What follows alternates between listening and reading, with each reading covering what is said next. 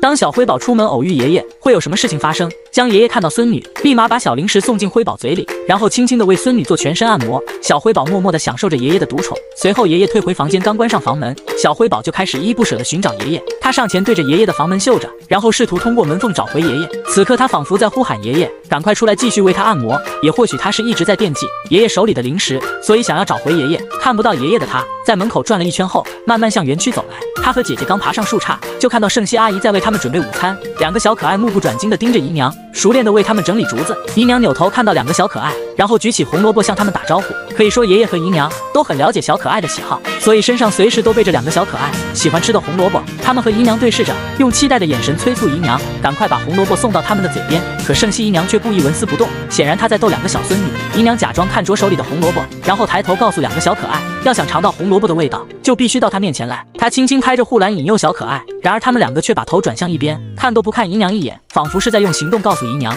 你休想拿我们的最爱来要挟我们，我们可是聪明的小熊精，根本不吃你这一套。姨娘急得直挥手，不停地呼唤，却依然没有撼动小可爱的决心。她只能无奈地低下头，然后拿着红萝卜上前继续勾引。你看姨娘的表情就知道小可爱有何反应。她注视着姨娘，不停点头回应，我就在这里等着你把红萝卜送到我的嘴里。最终姨娘还是主动妥了协，她登上饭桌，把红萝卜送到小可爱嘴边，而小可爱摆出一副胜利的姿态，探着头一口就把红萝卜吃进了嘴里。